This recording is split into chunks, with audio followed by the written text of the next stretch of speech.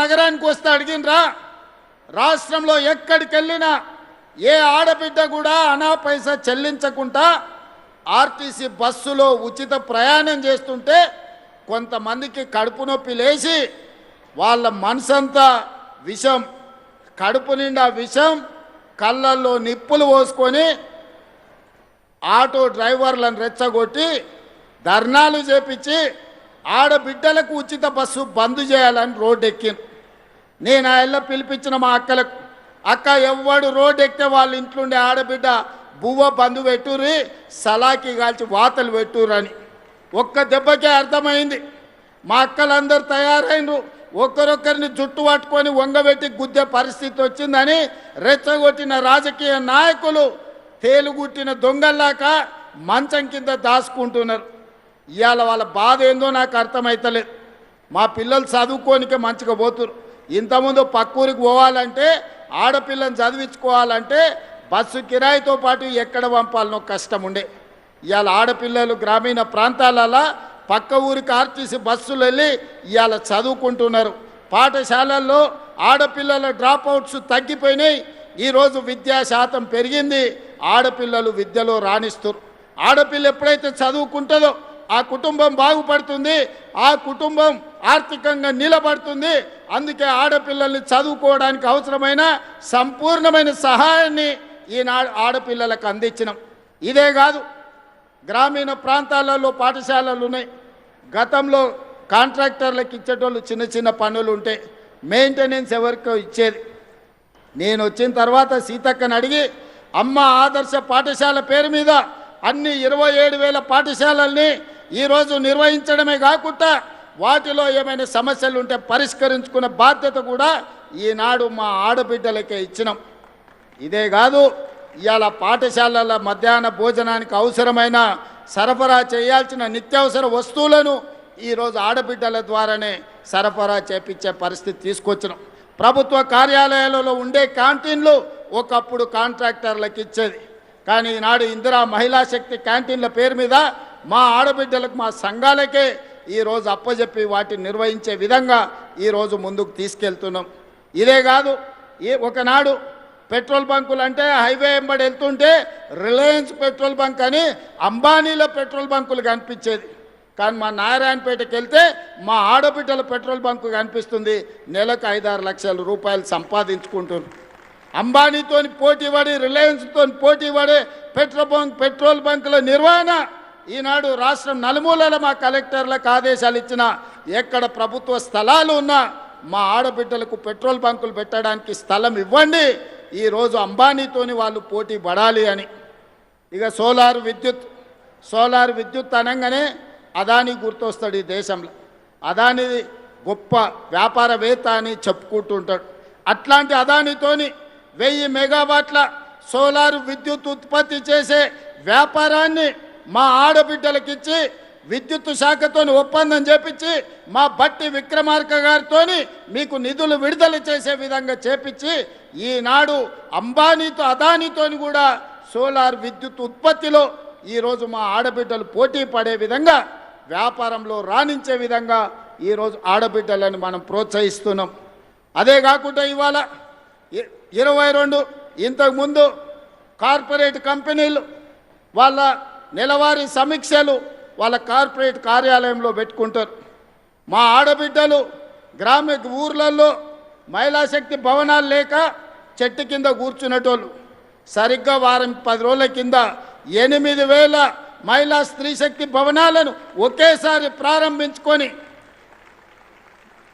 మేము గ్రామ పంచాయతీ కట్టాలంటే భూమి దొరకలే. మా అధికారి దివ్యని అడిగిన, ఎట్లా సాధించిందమ్మా మా ఆడబిడ్డల టెక్నిక్ ఏదో నాకు చెప్పండి అని. నల్గొండ మా జిల్లా మహిళా శక్తి ప్రెసిడెంట్ నాకు చెప్పింది, సార్ మన సర్పంచ్ ఎలక్షన్లు వచ్చినప్పుడు మాకు భూమి ఇస్తేనే మీ ఓటు సంగతి చెప్తామంటే అందరు లైన్లో నిలబడి మాకు భూములు ఇచ్చిండ్రు అని చెప్పింది. ఇన్ని రోజులు ఆ ఐడియా మాకు రాలే, ముఖ్యమంత్రి అయినా కానీ. మా అక్కలు సరిగ్గా నరం చూసి ఒత్తిండ్రు. అందరు స్థానిక సంస్థల ప్రజాప్రతినిధులు 8,000 భవనాలు కట్టుకోవడానికి భూములు అప్పచెప్పారు.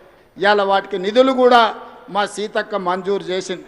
ఇదే కాదు, 22 జిల్లాలల్లో ఇందిరా మహిళా శక్తి భవనాలు కార్పొరేట్ ఆఫీసులతో పోటీ పడే విధంగా మీ జిల్లా ప్రణాళికలు మీ భవిష్యత్ ప్రణాళికలను రచించుకోవడానికి అద్భుతమైన ఆఫీసులు కట్టుకున్నారు.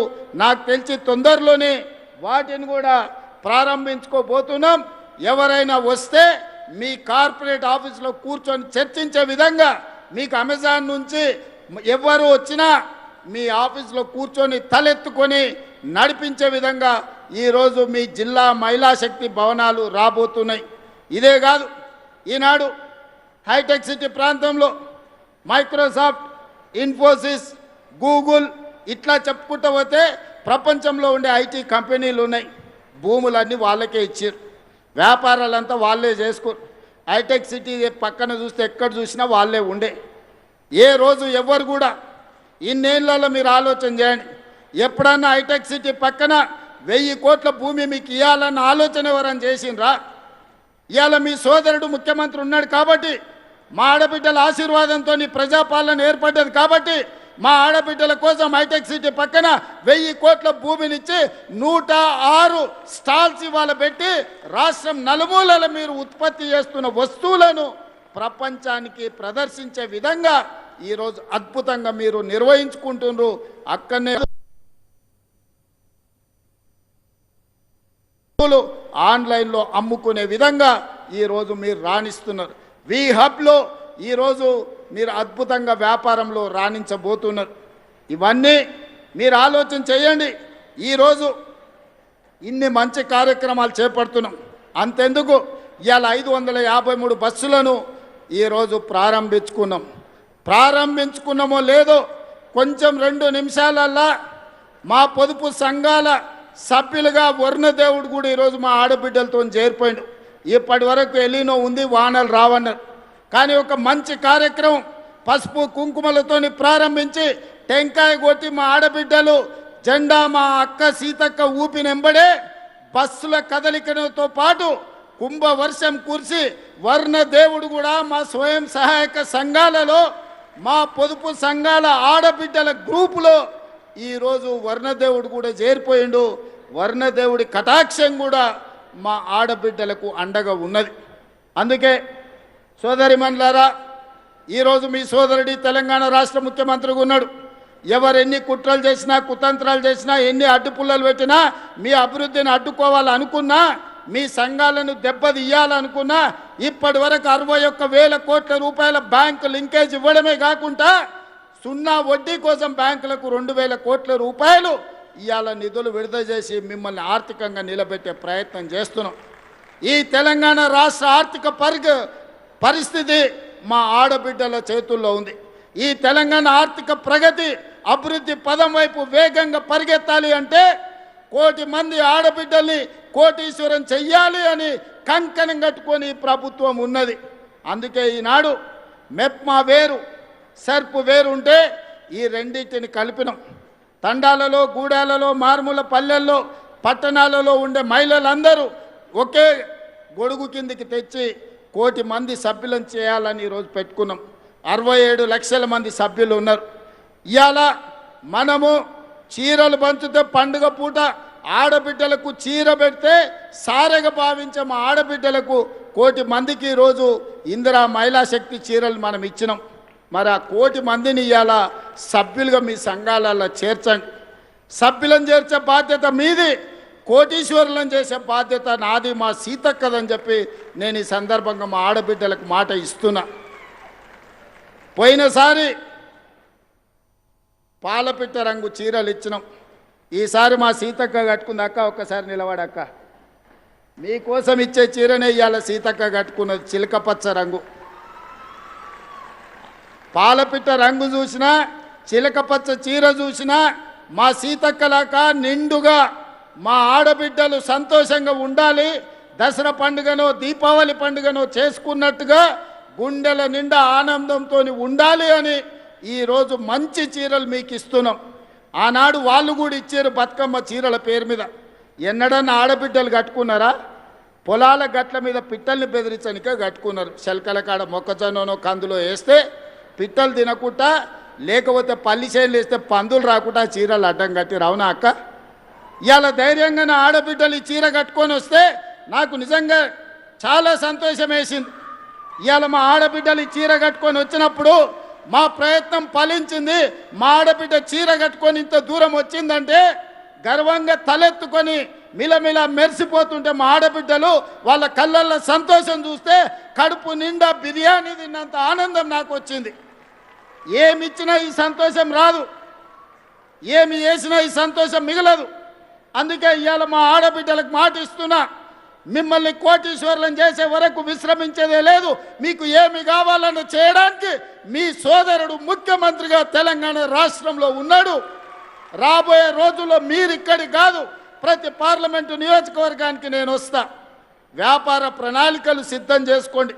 పెట్టుబడులు ఇవ్వడమే కాదు, వ్యాపారాన్ని మీ చేతుల ద్వారా ప్రభుత్వ సరఫరా అంతా కూడా మీకు అప్పచెప్పే బాధ్యత నేను తీసుకుంటా. దళారుల కోసమో కమిషన్ ఏజెంట్ల కోసమో తెలంగాణను దోపిడీ చేసేటోళ్ళ కోసం ఈ ప్రభుత్వంలో స్థానం లేదు. ఆర్థికంగా నిలబడే మా ఆడబిడ్డలకు అవకాశం ఇచ్చే బాధ్యత ఈ ప్రభుత్వం తీసుకుంటుంది. ఈ ప్రభుత్వం మీది, ఈ ప్రభుత్వం మనది.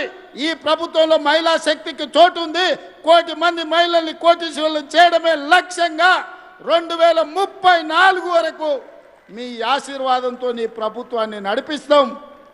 మా సీతక్క మీకు తోడుగా ఉంటుంది. సీతక్క నాయకత్వంలో మా ఆడబిడ్డలందరినీ కూడా నిలబెట్టే బాధ్యత నేను నా మంత్రివర్గ సహచరులను తీసుకుంటాం. అందుకే ఈనాడు ఇంత మంచి కార్యక్రమం వివిధ ప్రాంతాల నుంచి వచ్చి ఒక మంచి కార్యక్రమాన్ని ప్రారంభించుకుంటున్నారు. ఈ కార్యక్రమం మీలో ఆర్థిక శక్తిని పెంపొందించాలి. భవిష్యత్తులో మీరు శక్తి ఎదిగినా కొద్దీ 3000 బస్సుల వరకు, ఇంతకుముందే మా పొన్నం ప్రభాకర్ గారికి చెప్పిన 1000 కాదయ్యా, మా ఆడబిడ్డలు 3000 బస్సులు కొనుక్కునే వరకు నీ ఆర్టీసీలో పెట్టుకోవాల్సిందే, వాళ్లకు కిరాయి చెల్లించాల్సిందే, వాళ్ళనే యజమానులను చేద్దామని చెప్పిన మా పొన్నం ప్రభాకర్ గారు కూడా ఒప్పుకున్నట్టే నేను భావిస్తున్నా. మరి ఆయన సప్పట్లు కొడతలేడు, ఒప్పుకున్నా అని ఇప్పుడు నమ్మకం కుదిరింది. పొన్నం ప్రభాకర్ గారు ఒప్పుకున్నట్టే మీకు మాట ఇస్తున్నాడు.